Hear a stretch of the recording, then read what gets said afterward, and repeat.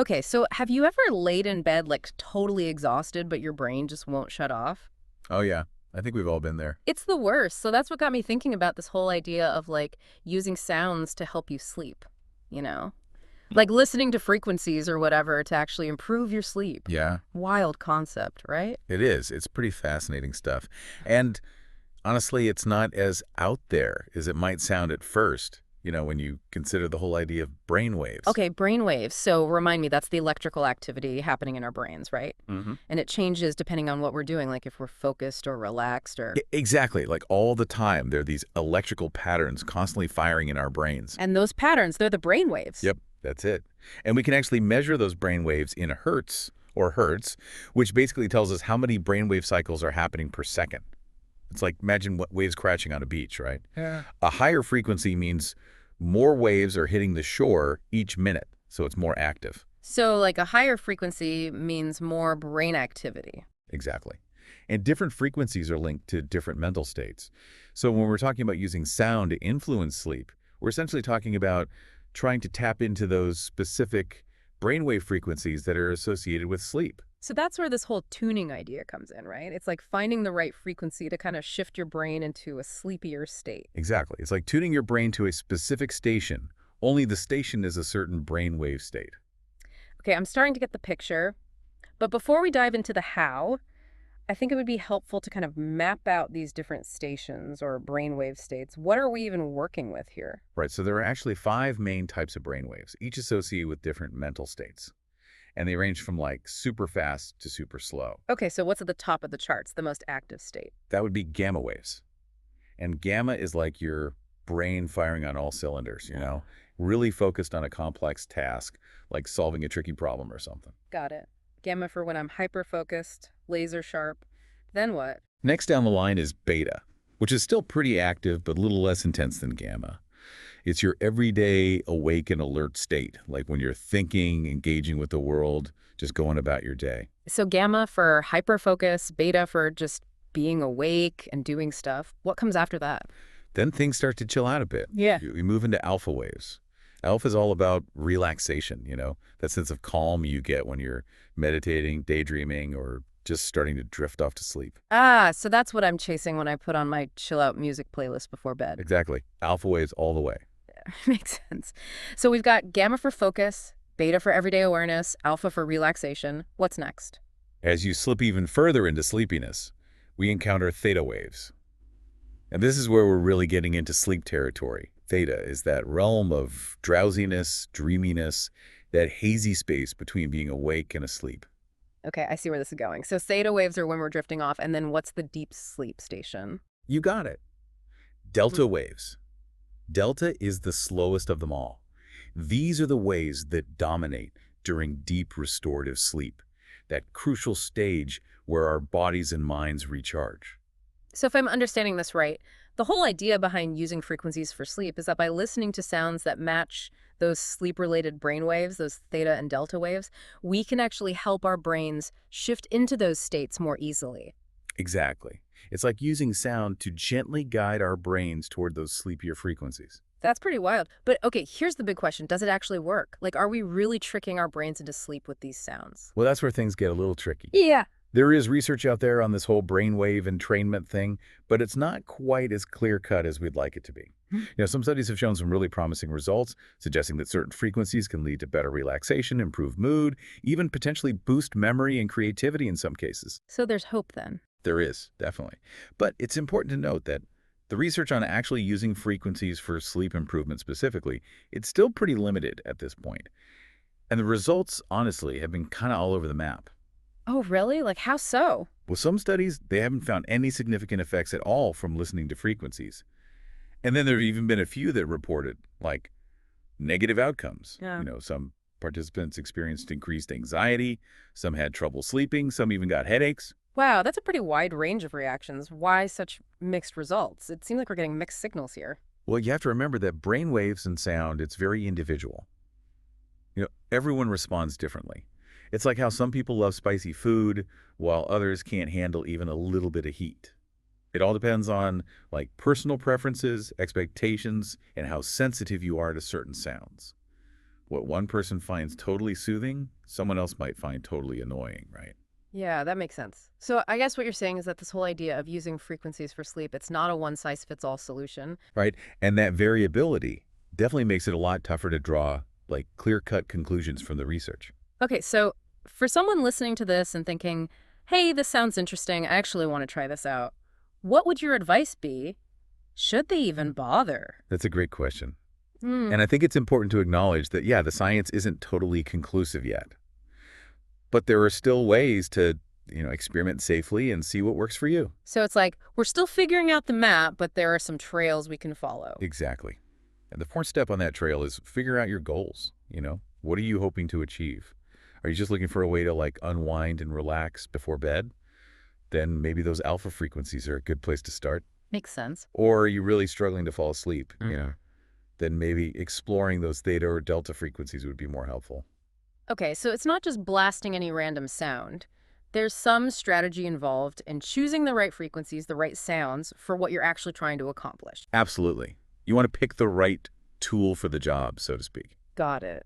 So once you've got your frequencies figured out, how do you actually go about listening to them? Just like play them on your phone's speaker.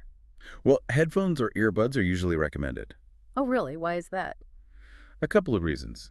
First, they have block out any distracting noises that might interfere with the whole entrainment process. And second, they allow for better focus on the frequencies themselves, delivering them directly to your ears. Makes sense, like creating a little sonic bubble for your brain to tune into. Yeah, exactly. Okay, this is definitely intriguing. I'm starting to see the appeal, but I'm also hearing that we need to be a bit cautious and do our research before jumping in head first. What else should our listeners keep in mind if they're thinking about giving this whole frequency thing a try? Yeah, well, for starters, always start with a low volume. You can adjust it gradually as needed, but you definitely don't want to overwhelm your ears right out of the gate. Makes sense. Don't want to blast your eardrums with sleep frequencies. Mm. What else? And it's important to remember that everyone's different. So it's going to take some experimentation to find what works best for you. Don't be afraid to, try out different frequencies, see what feels right. There's no right or wrong answer here. So it's a journey of self-discovery, in a way. Absolutely. Yeah. And speaking of journeys, it's also important to be patient. It might take your brain a few weeks to kind of adapt and respond to the frequencies. Don't expect miracles overnight. Mm. Consistency is key. Okay, so patience and experimentation. That's good advice for a lot of things in life, really. Definitely. But specifically with this, it's important because it's not a magic bullet. It's more like a gradual process of training your brain to associate these sounds with relaxation and sleep. That makes sense. Okay, so we've talked about choosing frequencies, starting slow, being patient, experimenting to find what works. Anything else? Any safety concerns people should be aware of? It's always a good idea to check with your doctor before trying anything new, especially if you have any pre-existing medical conditions. Okay, good point. Are there any specific conditions where this might not be a good idea? Yeah, like certain conditions like epilepsy or a history of seizures might mean that this isn't the right approach.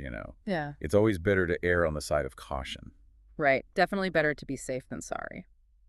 So, where does all of this leave us? What's the bottom line on this whole listening to frequencies while you sleep thing? honestly. We're still kind of waiting for those more definitive answers. It's a really fascinating area that's ripe for further research. We need larger, more rigorous studies to really get a handle on the true potential and the limitations of this whole approach. I mean, that's kind of exciting, though, isn't it? We're like on the frontier of understanding how sound can influence our brains and our bodies. It's like opening a door to a whole new world of possibilities, right? Yeah, it definitely is exciting. And who knows, maybe one of our listeners will be the one to make the next big breakthrough in this field. But you're right, let's not get too carried away with those futuristic possibilities just yet. Let's take a step back and consider what we've learned so far. What are your big takeaways from all of this? Honestly, for me, what really stands out is this idea that we're all wired so differently when it comes to sound. It makes sense, right? Like our responses to music, nature sounds, even silence, they can be so varied from person to person. Yeah, you're so right. And it really highlights how important it is to pay attention to your own body and how you're feeling when you're experimenting with these different sounds. Totally. It's about finding what works for you and always consulting with a doctor if you have any concerns. Exactly. So we've covered a lot of ground in this first part of our deep dive into frequencies and sleep. And I'm personally even more curious now than I was before we started. But I think we need to take a little break here. Right. Let's give our listener a chance to process all this info. Then we'll pick back up in part two with some more practical tips and advice for anyone who wants to actually explore this further. Sounds good. See you in part 2. Welcome back. So, are we ready to dive into those practical tips you mentioned earlier? Like how to actually explore this whole brainwave entrainment thing for sleep. Yeah, I think we laid some good groundwork in part one, like we talked about what brainwaves are, how this whole entrainment idea works, the research, all that. But now I'm thinking, okay, if someone's listening to this and they're like, all right, I'm intrigued, I want to give this a shot, where do they even begin? Well, like we touched on before, choosing your frequencies is key. Right. It's about picking the right tool for the job, so to speak. Right, like being strategic about it. So let's say you're someone who's, I don't know, struggling to wind down after a crazy day. Which frequencies would you recommend for that? In that case, I'd say targeting those alpha waves would be a good strategy. Yeah. Alpha is all about relaxation, that feeling of calm and ease. So alpha frequencies for chilling out, what kind of sounds are we talking about here? Well, think about like calming nature sounds, Huh. like gentle rain, ocean waves, rustling leaves, that kind of stuff. Also, certain types of music can be really effective in promoting alpha wave activity, particularly those ambient or instrumental pieces with like slower tempos and steady rhythms. Okay, yeah, stuff that already feels kind of relaxing intuitively. But what about actually falling asleep? Which frequencies are we aiming for then? That's where those theta and delta frequencies come in. Remember, theta is that drowsy, dreamlike state, and delta is like deep sleep territory. So sounds that mimic those slower brainwave patterns could be helpful for both falling asleep and staying asleep throughout the night. So we're talking, I don't know, like super slow jams or something. Not quite. Think more like deep rumbling sounds, almost like a heartbeat. There are also these things called binaural beats, which are basically slightly different frequencies played in each ear, and they create this third perceived frequency in your brain that can like help induce certain brainwave states. Yeah. Some people find those really effective for sleep. Binaural beats, huh? That's a whole other rabbit hole we could go down. But for now, let's stick with the basics. So where can people even find these sleep-inducing sounds? Do you have to, like, go to a special sound lab or something? No, no, no. There are tons of resources available online. Like Hmm. YouTube and Spotify both have huge libraries of sleep sounds and binaural beats. You can also find apps that are specifically designed for this, that offer a curated selection of frequencies, and some of them even let you customize the sounds based on your needs, which is pretty cool. So it's like there's this whole sonic buffet out there ready to be explored, but I'm also remembering you mentioned headphones being important. Why is that? Can't you just play these sounds out loud? Yeah. Headphones or earbuds are generally recommended for a couple of reasons, yeah. First, they help to block out any distracting noises that might interfere with the whole entrainment process. And second, they allow for better focus on the frequencies themselves, like delivering them directly to your ears, so to speak. Right, so you're not competing with like the neighbor's dog barking or traffic noise or whatever. Exactly. It's about creating that sonic bubble we talked about earlier. So Yeah. just you and the frequencies. Okay, I'm with you. So let's say our listener has picked their frequencies, they've got their headphones ready.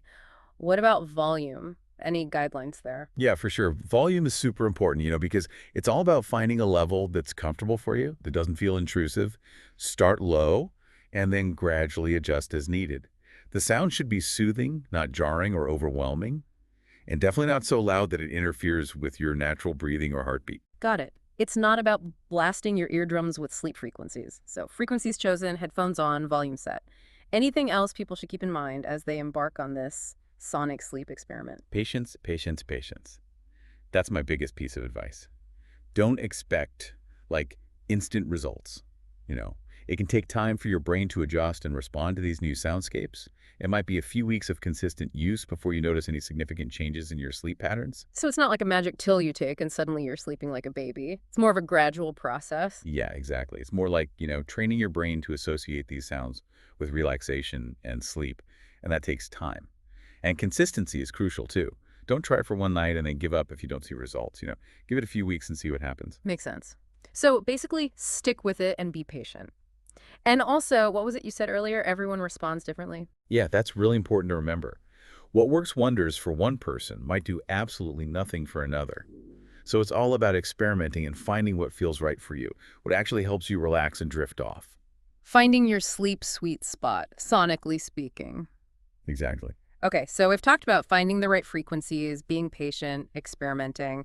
Any other tips or tricks you'd recommend for like maximizing the effectiveness of this whole brainwave entrainment thing?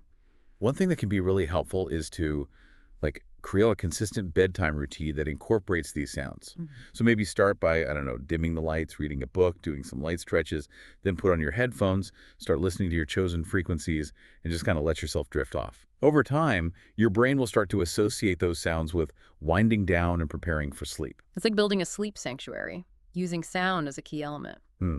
Okay, that makes sense. I'm also kind of curious about this whole idea of personalizing the experience. Are there any tools or techniques people can use to really tailor the frequencies to their specific needs? Absolutely. A lot of those apps we mentioned, they have features that let you create custom sound blends, like you can combine different frequencies, different nature sounds, whatever Yeah. you want. And some apps even let you adjust the frequencies in real time based on how you're feeling, which is pretty wild. It's like having a sleep DJ in your pocket. I love Oh, it. yeah. But with all this experimentation, is there anything people should be cautious about? Like, are there any potential downsides or risks we haven't talked about yet? It's always a good idea to, be mindful of how you're feeling. If you're experiencing any discomfort, anxiety, or if you're actually having more trouble sleeping after listening to certain frequencies, then definitely stop Mm. using them and maybe talk to your doctor. It's important to remember that individual responses can vary and what works for one person might not be suitable for another. Right. So basically, listen to your body. Don't force anything that doesn't feel right. Any specific red flags people should watch out for. Yeah, like if you have any pre-existing medical conditions, especially anything related to sleep or neurological function, definitely talk to your doctor before trying brainwave entrainment. It's always better to be safe than sorry. Okay, great advice. So we've covered a lot of ground here in terms of the practical stuff, choosing frequencies, finding resources, creating that conducive environment, being mindful of those individual responses. But before we move on, I'm just kind of curious, what are your personal thoughts on all of this? Like, do you think this whole sound and sleep thing actually has real potential? Honestly, I find it incredibly intriguing. Even though the research is still kind of emerging, the idea of tapping into our brain's natural rhythms through sound is just fascinating. It really resonates with those ancient practices like meditation and chanting, which have always recognized the power of sound to influence our mental and physical states. So yeah, I'm definitely excited to see where further research takes us in this field. I think there's a lot of potential here. Totally agree. It feels like we're just scratching the surface of what's possible here. But before we get too ahead of ourselves, I think it's time to address the elephant in the room, the big question that's probably on everyone's mind. You mean, does it actually work? Exactly. Like we've talked about the theory, the how to, all that. But at the end of the day, people want to know, does listening to these frequencies actually lead to better sleep? So I think in the next part, we need to dig into the anecdotal evidence. What are people saying about their own experiences with this? Have they actually seen results? Yeah, that's a great idea. Because while those scientific studies are definitely valuable, sometimes those personal stories, they offer a different kind of insight that can be really helpful. So yeah, let's dive into what people are saying online in those forums and reviews and see if we can separate the hype from the reality. Let's do it. Stay tuned for the final part of our deep dive into frequencies and sleep, where we'll explore the experiences of those who've actually tried it firsthand and see if we can finally answer that burning question, does it really work? Okay, so we've laid out all the groundwork about frequencies and sleep, but I think it's time to address the big question. The does it actually work question. Exactly. Like, does this stuff really live up to the hype? We've looked at the science, and it's promising, but kind of mixed. Yeah, for every study that says frequencies can help you relax and sleep better, there's another one that's like, eh, no effect. So where do we go from there? How do we figure out if this is something that can actually make a difference? Oh, I think it's time to bring in the human element. What are people actually saying about their own experiences with this? Right. Let's hear from the people who've actually tried it. Exactly. Have they noticed any changes in their sleep? Did it help them fall asleep faster? Wake up less during the night? Let's dive into those anecdotal accounts and see if we can glean any insights. So I've been spending some time digging through online forums, reading reviews, seeing what people are saying. And honestly, there are some pretty compelling stories out there. Oh, yeah. Like what? Well, a lot of people are saying they've seen significant improvements in their sleep quality since they started using frequencies. Wow, that's encouraging. Are there any specific frequencies that people seem to be raving about? Theta frequencies seem to be a popular choice. A lot of people say those really help them relax and drift off. Theta, that's the one associated with drowsiness and dreaming, right? Yep, that's the one. And then binaural beats are another big one, especially the ones that are specifically designed for sleep. I've heard of those. Aren't those the ones where you hear slightly different frequencies in each ear? Yeah, exactly. And somehow your brain merges those two frequencies and creates this third perceived frequency that can induce certain brainwave states. That's wild. But it sounds like it's working for some people. It definitely is. And they're talking about like actually falling asleep faster, waking up less often during the night, feeling more rested in the morning, that kind of thing. That's amazing. But I'm also thinking about the people who might try this and not see those results. Are there any common complaints or negative experiences that you've come across? Yeah, for sure. Like, not everyone has that aha moment with frequencies. Some people try it and they're like, well, that did absolutely nothing. That makes sense, though, right? Because we've talked about how everyone responds to sound differently. Yeah. What works for one person might not do a thing for another. Exactly. It's all about finding what works for you. And it sounds like for some people, frequencies just aren't their thing. That's fair. And then there's also the fact that some people might find the sounds themselves distracting or annoying. Right, like you're trying to relax and drift off to sleep, and all you can hear is this weird pulsating sound. It's like, no thanks. Yeah, I can see how that would be counterproductive. So it sounds like there's no guarantee that listening to frequencies will work for everyone. Definitely not. But there's definitely potential there for some people, especially those who are open to experimenting and who maybe haven't found success with other sleep improvement methods. Right. It's like adding another tool to your sleep toolkit. Exactly. And if it works for you, amazing. If not, there are plenty of other things you can try.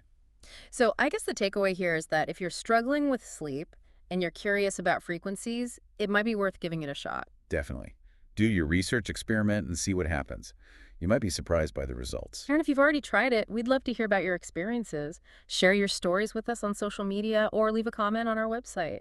We're always curious to hear what's working for people. Well, I think we've covered a lot of ground in this deep dive into frequencies and sleep. What started as a simple question, can sound really help you sleep better, has turned into a pretty fascinating exploration of brainwaves, sound technology, and even the power of personal experiences. Yeah, we've talked about the science, the how-tos, and even heard from people who've tried it firsthand. And ultimately, I think what we've learned is that there's no one-size-fits-all answer. But that doesn't mean we should dismiss the potential of sound to influence our sleep. Exactly. If you're intrigued by this whole thing, do your research, experiment safely, and see if it works for you. And if you're already using frequencies and loving them, keep doing what you're doing. We're all on this sleep journey together, searching for those strategies and techniques that help us get the rest we need. So until next time, keep those ears open, those minds curious, and those brain waves humming. Sleep well.